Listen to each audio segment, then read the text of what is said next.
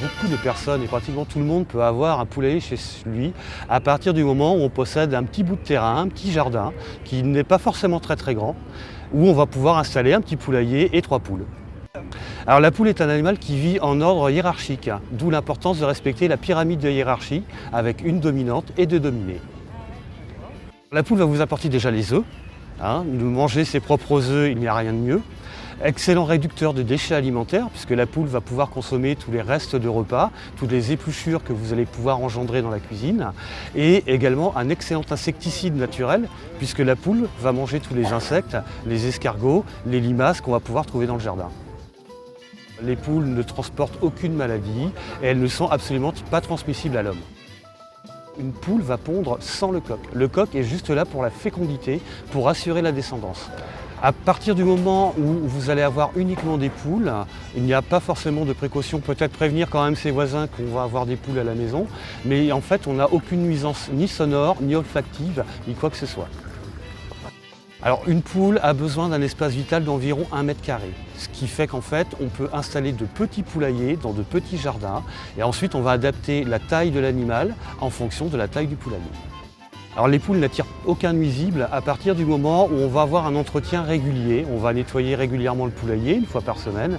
À partir de là, aucun nuisible ne va être attiré par les poules. La petite astuce pour apprivoiser une poule lorsqu'elle arrive à la maison va consister effectivement à lui apporter de la friandise. 2 friandises pour la poule, d'une part de la salade pour laquelle elle est extrêmement friande et l'autre friandise va consister à des petits verres de farine lyophilisés qui sont en petits seaux. Et on va juste actionner et faire du bruit avec le seau avant de donner le verre de farine à la poule. La poule va très rapidement faire le lien entre le bruit et la nourriture. Et lorsqu'elles sont en liberté dans le jardin, plus besoin de courir après, vous avez juste besoin d'agiter votre seau de friandises et les poules elles viennent directement à vos pieds. La poule est un excellent animal de compagnie qui s'apprivoise très facilement et en très peu de temps, vous donnez un nom à la poule, elle va être capable de retenir ce nom et la poule, quand vous l'appelez, va pouvoir revenir directement vers vous, comme un petit chien. Alors il existe des variétés de poules qui sont un petit peu plus simples que d'autres, qu'on va appeler les poules pondeuses. Les poules en fait sont classées en 3 grands ordres différents, 3 grandes familles. On va avoir les poules pondeuses qui sont les poules classiques que tout le monde connaît, qu'on a tous eu ou vu dans notre enfance. On va avoir toutes les races d'ornements comme le coq Brahma qui est juste derrière moi. Et on va avoir ce qu'on appelle le poulet de chair.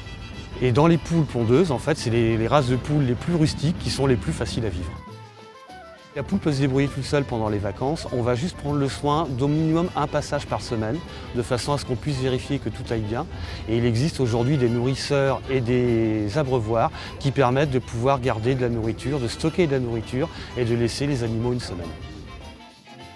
De plus en plus, nous installons des poulaillers dans des mairies. En fait, on travaille énormément avec les mairies à aujourd'hui.